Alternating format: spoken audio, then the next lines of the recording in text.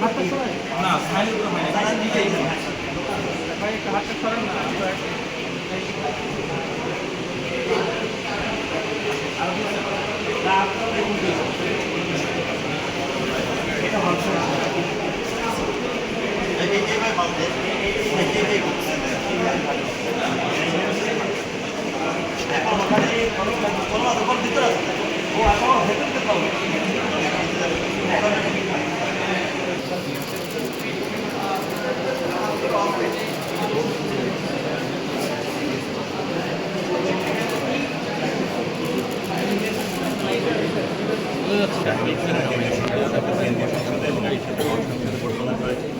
যতটা জটিলতা আসলে সবাই বোধ করছিল, যতগুলো ভোট আসলে তেমন জটিলতা নেই।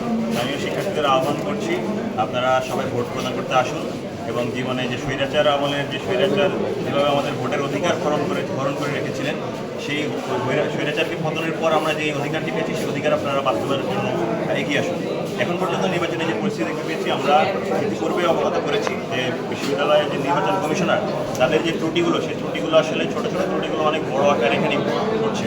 প্রথমত গতকাল যেভাবে বহিরাগতরা এবং প্রাক্তন শিক্ষার্থীরা একটি ছাত্রদলের, যুবদলের এবং বিএনপিপন্থী শিক্ষকরা যেভাবে নির্বাচন কমিশনারে ঢুকে আসলে ষড়যন্ত্রমূলক পরিস্থিতি তৈরি করেছে বলে আমরা উদ্বেগ প্রকাশ করেছি। একই সাথে এরপর আমরা কিছু দাবি জানিয়েছিলাম যেন পোলিং এজেন্টের ব্যাপারটা ক্লিয়ার করা হয়, ডোপ লিস্টের ব্যাপারে ক্লিয়ার করা হয়, এবং একই সাথে যে ব্যালট পেপার রয়েছে, ব্যালট পেপারের ক্ষেত্রে ওনারা কী করেছেন, একটি হলে যদি 400-522 জন ভোটার থেকে থাকেন সেখানে 600টি ব্যালট দিয়েছেন। একই সাথে কোথাও যদি আবার 390 জন থেকে থাকেন সেখানে 400টি ব্যালট দিয়েছেন। আমরা এই জায়গায় স্পষ্টভাবে বলেছিলাম এই যে অতিরিক্ত ব্যালটগুলো আসলে সমস্যাজনক, এগুলো কোনো স্বচ্ছতার ক্ষেত্রে অন্তরায়। সে জায়গায় আমরা বলেছিলাম এই অতিরিক্ত ব্যালটগুলো যেন না রাখা হয়, কিন্তু আমরা আজকে এসে দেখতে পাচ্ছি প্রায় প্রতিটি হলেই অতিরিক্ত ব্যালটগুলো সহ ওনারা রাখা হয়েছে। ওনাদের কাছে যে বক্তব্য, ওনাদের এই ব্যাপারে কোনো ক্ল্যারিফিকেশন নেই, ওনাদেরকে এই ব্যাপারে কোনো ইনস্ট্রাকশন নেই।